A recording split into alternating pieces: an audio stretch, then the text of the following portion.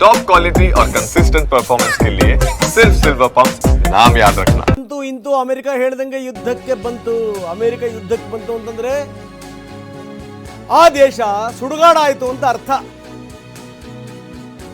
ಇರಾನ್ನ ಅಣ್ವಸ್ತ್ರ ಘಟಕಗಳ ಮೇಲೆ ನೇರವಾದಂತ ದಾಳಿ. ಫೋರ್ಡೋ, ನಟಾನ್ಜ್, ಇಸ್ಫಹಾನ್ ಈ 3 ಪ್ರದೇಶಗಳ ಮೇಲೆ ಅಮೆರಿಕ ಸೇನೆ ದಾಳಿ ಮಾಡಿದೆ.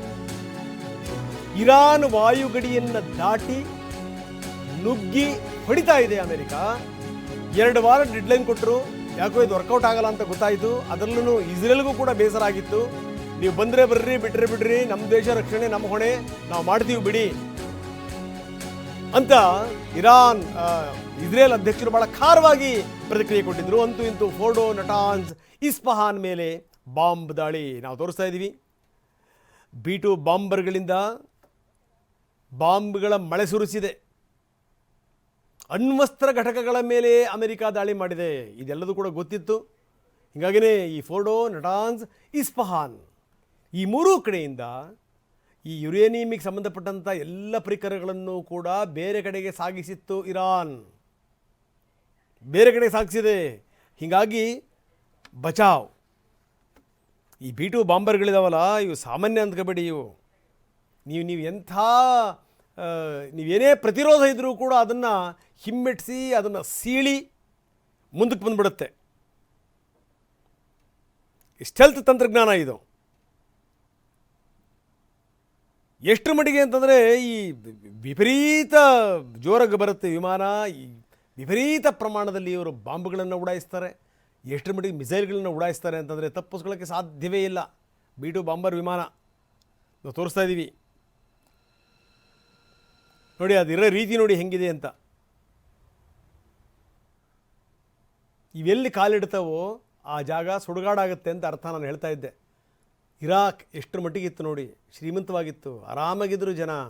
ಇದ್ದಕ್ಕಿದ್ದಂಗೆ ಅವ್ರ ಮೇಲೆ ಆರೋಪ ಪ್ರತ್ಯಾರೋಪಗಳು ಶುರುವಾಯಿತು. ಅವರು ಹಾಗೆ ಆಡಿದರು. ಅವ್ರನ್ನು ಏನೇನು ನಾವು ಮಾಡ್ತಾ ಇದ್ದೀವಿ ಅದನ್ನು ಗುಟ್ಟಾಗಿಡೋದನ್ನು ರಟ್ಟು ಮಾಡಿದ್ದಿದೆಯಲ್ಲ. ಇವತ್ತು ನೋಡಿ ಇರಾಕ್ ಎಲ್ಲಿದೆ, ಇರಾಕ್ ಯಾವ ಸ್ಥಿತಿಯಲ್ಲಿದೆ. ಇದೆ ಇರಾನ್ಗೂ ಕೂಡ ನೀವು ನೋಡ್ತಾ ಇರಿ, ಕೆಲವೇ ದಿನಗಳಲ್ಲಿ ಇದೇ ಸ್ಥಿತಿ. ಅಮೆರಿಕ ಒಂದು ಸರಿ ಎಂಟ್ರಿ ಆಯಿತು ಅಂತಂತಂದರೆ ಅವ್ರು ಭಾಳ ಸುದೀರ್ಘವಾಗಿ ಅದನ್ನು ಕಂಟಿನ್ಯೂ ಮಾಡಲ್ಲ. ಬಡಿದು ಬಿಸಾಕಿಬಿಡ್ತಾರೆ. ಜೊತೆಗೆ ಇಸ್ರೇಲ್ ಬೇರೆ ಇದೆ. 3 ಕಡೆಗೆ ಅದರಲ್ಲೂ ಈ ಪರಮಾಣು ಕೇಂದ್ರಗಳ ಮೇಲೇ ದಾಳಿ ಮಾಡಿರೋದು. 3 ಪರಮಾಣು ಸ್ಥಾವರಗಳು,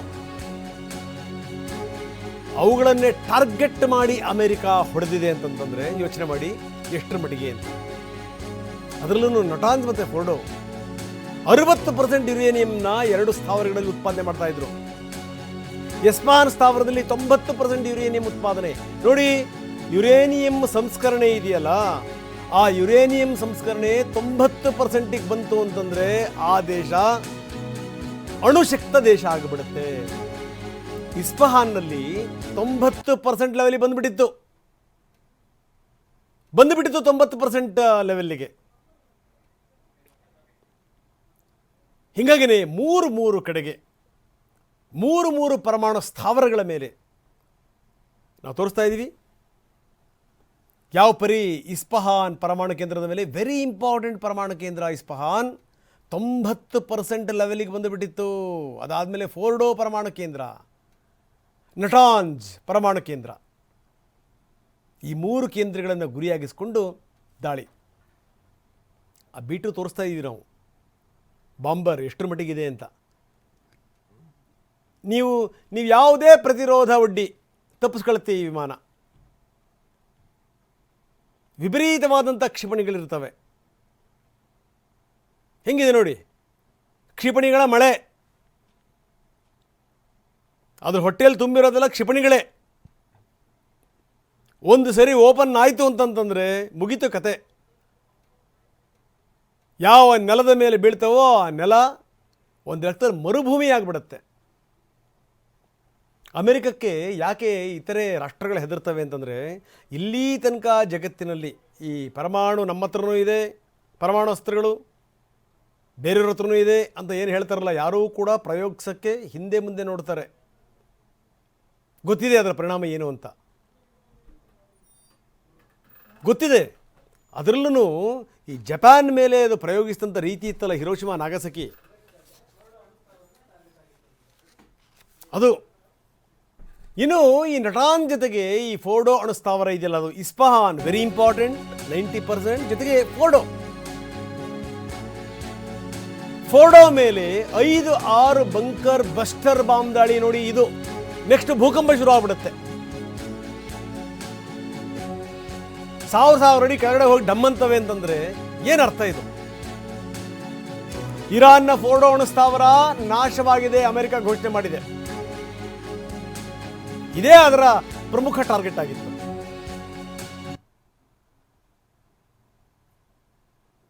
ಬಂಕರ್ಗಳೇ ಅದರ ಪ್ರಮುಖವಾದಂಥ ಟಾರ್ಗೆಟ್ ಆಗಿತ್ತು.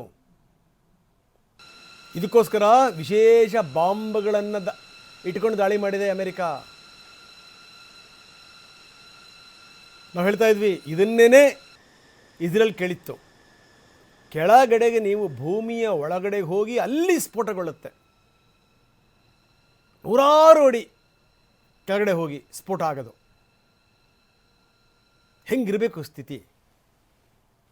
ಆ ಬಾಂಬರ್ ನೋಡಿ ಇದು ಹೆಂಗಿದೆ ಅಂತ. ಒಳ್ಳೆ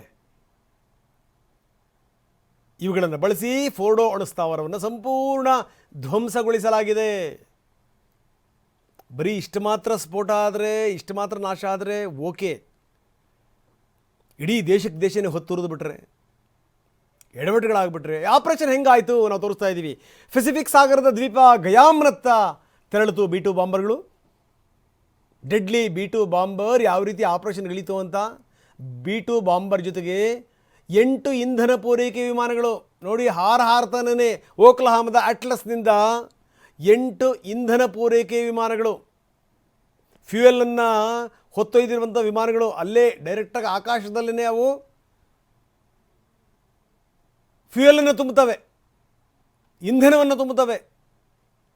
ಹವಾಯಿಯಿಂದ ಮತ್ತೆ 3 ಇಂಧನ ವಿಮಾನ ಹಾರಾಟ ಆಯಿತು ಶನಿವಾರ, ಅಂದರೆ ನಿನ್ನೆ. ಟ್ರಾನ್ಸ್ಪಾಂಡರ್ಗಳನ್ನು ಸ್ಥಗಿತಗೊಳಿಸಿ ರಾಡಾರ್ ಹಿಡಿತಕ್ಕೂ ಕೂಡ ಸಿಗದನೇ ಹಾರಿದ್ದು. ಅಮೆರಿಕ ಅಧ್ಯಕ್ಷ ಟ್ರಂಪ್ ಖುದ್ದಾಗಿ ಹೇಳಿದ್ದಾರೆ, ಹೌದು ಫೋರ್ಡೋ ಸ್ಥಾವರಕ್ಕೆ ಹಾನಿಯಾಗಿದೆ, ಬಹಳ ಭದ್ರತೆ ಕೊಟ್ಟಿದ್ರು, ಆದರೂ ಅಲ್ಲಿ ಹೊಡೆದಿದ್ದೀವಿ. ಓಪನ್ ಸೋರ್ಸ್ ಗುಪ್ತಚರ ಖಾತೆಯಿಂದ ಪೋಸ್ಟ್ ಮಾಡಿದ್ದಾರೆ. ಇದೇ ಪೋಸ್ಟನ್ನು ಡೊನಾಲ್ಡ್ ಟ್ರಂಪ್ ಹಂಚಿಕೊಂಡಿದ್ದಾರೆ. ಹೌದು, ನಾವು ಫೋರ್ಡೋ ಪರಮಾಣು ಸ್ಥಾವರಕ್ಕೆ ಹೊಡೆದಿದ್ದೀವಿ, ಪರಮಾಣು ಸ್ಥಾವರ ಹಾನಿಗೊಳಗಾಗಿದೆ. ಅದರರ್ಥ ಇದೇನೇನೆ ಸಂಪೂರ್ಣ ಅಲ್ಲಿ ಧ್ವಂಸಗೊಂಡಿದೆ ಅಂತ ಅರ್ಥ. ಸಂಪೂರ್ಣ ಧ್ವಂಸ. ಇನ್ನು ಬಂಕರ್ ಬಸ್ಟರ್ಗಳು, ಡೆಡ್ಲಿ ಬಾಂಬ್ಗಳಿವು 200, 300, 500 ಅಡಿಗಳು ಒಳಗಡೆ ಹೋಗಿ ಸ್ಫೋಟ ಆಗ್ತವೆ. ನೀವು ಯಾವ್ದು ಸುರಂಗ ತಗೊಳ್ಳಿ, ನೀವು ಬಂಕರ್ಗಳು ತಗೊಳ್ಳಿ, ನೀವು ಕಾಂಕ್ರೀಟ್ ಕೋಟೆನೇ ಕಟ್ಟಿರಿ, ಕಾಂಕ್ರೀಟ್ ಗೋಡೆ ಅಲ್ಲ ಕೋಟೆ ಇರಲಿ, ಪೀಸ್ ಮಾಡಿ ಬಿಸಾಕಿಬಿಡುತ್ತೆ ಅಂಥದ್ದು. GBU ಅದರ ಹೆಸರು, GBU 57. 30,000 ಪೌಂಡ್ ಇರುತ್ತೆ, ಅಂದರೆ ಸರಿಸುಮಾರು 13,500 kg. ಡೊನಾಲ್ಡ್ ಟ್ರಂಪ್ ಟ್ವೀಟ್ ಮಾಡಿದ್ದಾರೆ, ನಾವು ಅದನ್ನು ತೋರಿಸ್ತಾ ಇದ್ದೀವಿ ನಿಮಗೆ.